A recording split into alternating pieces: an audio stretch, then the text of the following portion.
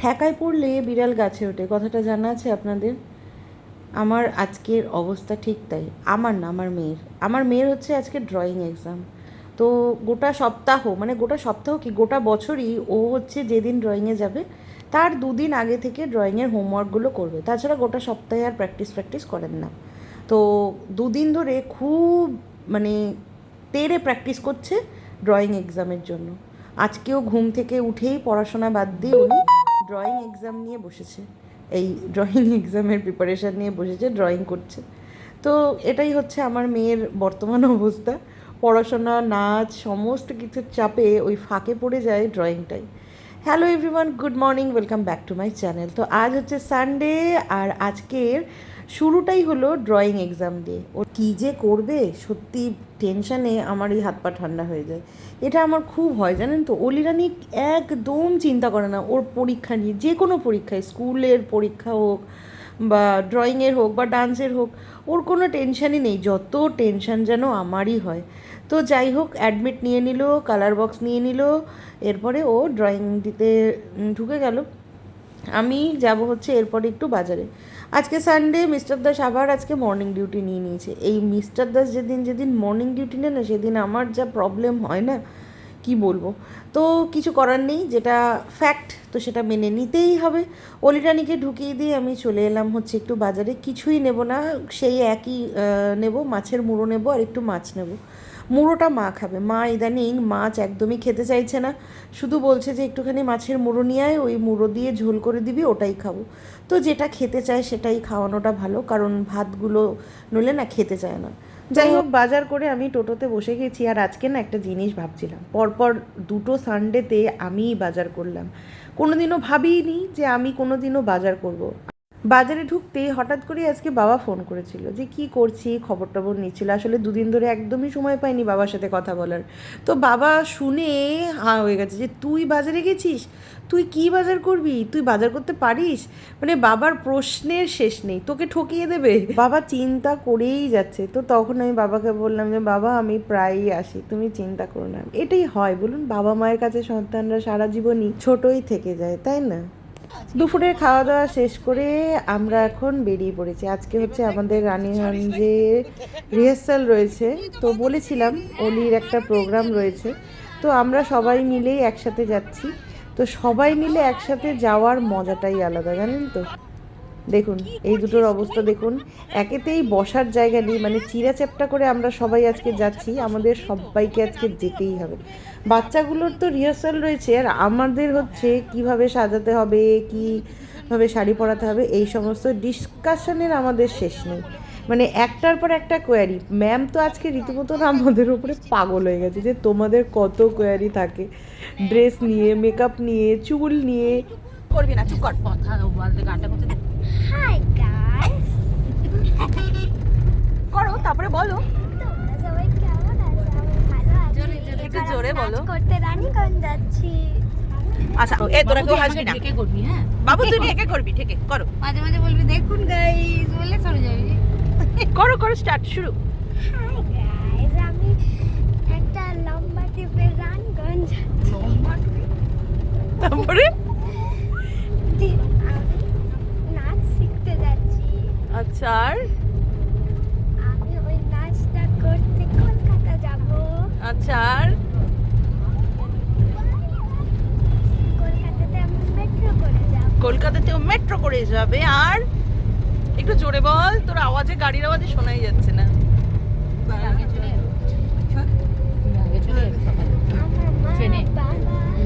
আমি কখন যাবি বিধানে? সেই দিনই বিধানে তো যাবি। গঙ্গার নিচে। তুমি কখন যাবে? গঙ্গার নিচে দিয়ে যাবে। তোরা বলবি কিছু? আমি প্রাণ মুখার্জি। আমি সবাই যখন আমরা বুক রানীগঞ্জ করতে ডান্স গেলাম বললো প্র্যাকটিস তোমার টাকাটা করতে। তোমার নামে বাই। OMG! আপনি আপনি বলেন, মুখে বলেন, দু কথা বলেন, দেখেন সবাই বললে বলেন। সবার আগে মানে তুই ওই লোকটা তোকে সবার আগে আমি রানীগঞ্জ যাচ্ছি ডান্স করতে। সাবানা গগনে ঘোরা কোথায় সবাই রে? গগন। আমার রোজ কখন নেই জ্বলে পড়ে যাবে বলে দেখো ভিউ আছে, কি ভিউ আছে দেখি তো, লোকের বাড়ির টালি আর গোবর, ওদিকে ছাগল যাচ্ছে, ওই যে ছাগল গাইস। অদৃষ্ণার মায়ের হাসিটা দেখুন গাইস, জাস্ট মেয়ে ব্লগ করছে, মা আপ্লুত হচ্ছে। যাই হোক, আমাদের প্র্যাকটিস খতম, এরপরে আমরা বাড়ি যাব। তো বাড়ি যাওয়ার আগে বিকেল তো হয়েই গেছে, এখন ওই 5:15-20 মতন বাজে। ভাবলাম যে একটুখানি চা খেয়ে তারপরে যাই। চা খেয়েছিলাম, তারপরে ফুচকাও খেয়েছিলাম, সেটা আর তোলা হয়নি, মানে ব্যাগের মধ্যে ফোন ছিল আর কি। প্রচণ্ড খিদে পেয়ে গেছিলো, সেই কারণে আর কি চা খেয়ে তারপরে ফুচকা টুচকা খেয়ে জুই আবার ও নিল হচ্ছে ওর বাড়ির জন্য মোমো। রানীগঞ্জে এই মোড়টাতে, মানে এই শিয়ারশোল রাজবাড়ির এই মোড়ে একটা মোমোর দোকান আছে। আগে যখন আমি চিকেন খেতাম তখন আমিও চিকেন মোমো নিয়ে যেতাম বাড়ির জন্য, আমি এখানে দাঁড়িয়ে খেতাম, কিন্তু এখন ছেড়ে দিয়েছি তো সেই জন্য আর নিলাম না। আর মিস্টার দাসও মোমো যে খুব একটা পছন্দ করে সেটা নয়। অলিরানি বললো আইসক্রিম খাবে, তো জিসার মা ও সবাইকে আইসক্রিম খাওয়ালো। বেচারি আজকে এত শরীর খারাপ, মানে বেচারি মন থেকে বলেছিল যে বাসরা মোড়ের লিট্টি আর জিলিপি খাবে, কিন্তু আমরা এত ঘুরে এসেছি এই দিক থেকে আর কি, স্পেশালি জুইয়ের জন্য, তো সেই কারণে আর আমরা আর ওই দিকে যেতে পারলাম না। আমরা এই দিক থেকেই গেলাম, আর জিসার মার আর মন রাখা আর আমাদের হলো না। তো ঠিক আছে জিসার মা, তুমি যদি ব্লগটা দেখে থাকো তাহলে অবশ্যই আমরা একদিন সবাই মিলে গাড়ি করে বাসরা মোড়ে শুধু লিট্টি আর জিলিপি খেতে যাব, শুধুমাত্র তোমার জন্য। তুমি আমাদেরকে খাওয়াবে আর আমরা সবাই মিলে খাবো। অবশ্যই প্রোগ্রামটা হয়ে যাক তারপরে। আমাদের গাড়িওয়ালার হিসাব চলছে, টিচার হিসাব করছে,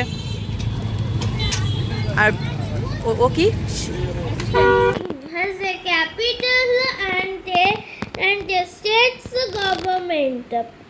অনেক সময় ইচ্ছে না থাকলেও ইচ্ছের বিরুদ্ধে কিছু কিছু কাজ করতে হয়, যেমন হচ্ছে আজকে সন্ধ্যেবেলা অলিরানিকে পড়ানো। সত্যি বলছি, শরীর মন কোনোটাই সাথ দিচ্ছে না, কিন্তু কিচ্ছু করার নেই। 5 তারিখ থেকে অলিরানির এক্সাম শুরু, তো ওই কারণে আর কি পড়তে বসানো। আমার টায়ার্ডনেসটা তো এক প্রকার আছেই, আর মেয়েও আজকে প্রচণ্ড টায়ার্ড, মানে এত ডান্স প্র্যাকটিস হয়েছে। ওকে, এই ছিল আমাদের আজকে সানডে। মানে সানডে গেল না কি গেল জানি না, মাথার ওপর দিয়ে চলে গেল। আজকে সকাল থেকে এমন একটা দিন গেল, মানে আমি বুঝতেই পারলাম না যে কখন সকাল হলো, কখন দুপুর হলো, কখন সন্ধে হলো, কখন রাত হলো। এখন রাতেই বাজে 10:30। আমরা এখন শুতে যাব। অলিরানি জাস্ট খেয়ে দিয়ে উপরে এলো, এখন অলিরানি চুল বাঁধবো, আমার চুল বাঁধবো, মুখে ক্রিম লাগাবো, শোবো। শরীরটা আর দিচ্ছে না, বিশ্বাস করুন। এই সপ্তাহে মানে যখন আমি দেখেছি, যখন লাগে না তখন একেবারে সেই মানে চতুর্দিক থেকে লাগে। এই সপ্তাহে আজকে তো গেল ড্রয়িং পরীক্ষা, কালকে তো ভোটের রেজাল্ট, স্কুল ছুটি আছে কালকে আমাদের, রেখে দিচ্ছি, স্কুল ছুটি আছে, নইলে কাল থেকেই পরীক্ষা শুরু হতো। তো পরশু দিন থেকে অলিরানির পরীক্ষা শুরু হচ্ছে, 20 মার্কসের এক্সামগুলো আর কি কাল থেকে, পরশু দিন থেকে শুরু হচ্ছে। প্রিপারেশান এখনও পর্যন্ত সেরকম, মানে এই জাস্ট 1 মাস স্কুল হয়েছে, মানে কাকে বলবো, কিভাবে বলবো এগুলো। 1 মাস স্কুল হয়েছে, এপ্রিলের 2 তারিখ থেকে স্কুল খুলেছে, আজকে মে মাসের 2 তারিখে হয়েছে 1 মাস, আর 3 দিন পরেই পরীক্ষা, মানে 5 তারিখ থেকে পরীক্ষা। চ্যাপ্টার দিয়ে দিয়েছে, প্রত্যেকটা চ্যাপ্টারই হচ্ছে 2টো করে, এসএসটি 2টো করে। সায়েন্স এক্সামটা শুধু পিছলো, সেটা হচ্ছে জুনের 11 তারিখে হবে। মানে এরকম করে কি পড়াশোনা, মানে কি করবো, 1 মাসে কি 2টো চ্যাপ্টার হয় কখনো? মানে যাচ্ছে তাই অবস্থা। যাই হোক, তো এই করেই আর কি চলতে তো হবে। আর আজকে সত্যি আর আমার না মাথা কাজ করছে না, তো আজকের জন্য ব্লগটা এই অবধিই রাখছি, কারণ কালকে সকালবেলাতে কালকে আবার মাকে নিয়ে ডাক্তারের কাছে যেতে হবে। তো মায়ের বুকের যে ব্যাপারটা, ওই ইয়েটা থেকে, যেখান থেকে মায়ের আর কি রস ফস গড়াচ্ছে, ব্লিডিং হচ্ছে, তো ওটা একটা সার্জিক্যাল ডিপার্টমেন্টে দেখাতে হবে। তো কালকে সার্জেনকে দেখাতে যাব। ওই ইয়ের ওষুধ, অঙ্কোলজিস্ট যা যা ওষুধ দেওয়ার দিয়ে দিয়েছে, ওগুলো 1 মাস পরে আবার ওই 21, 20, 21, 22 করে আবার নিয়ে যেতে বলেছে। আর কালকে যাব হচ্ছে সার্জেনকে দেখাতে, তো দেখা যাক উনি আবার কীরকম কী ইয়ে দেয়। তো কালকে আমাদেরকে টাইম দিয়েছে 9:30টার মধ্যে ঢুকতে, তো 8:30টার মধ্যে আমরা বেরিয়ে যাব। আপাতত এই শিডিউল হয়ে রয়েছে কালকের।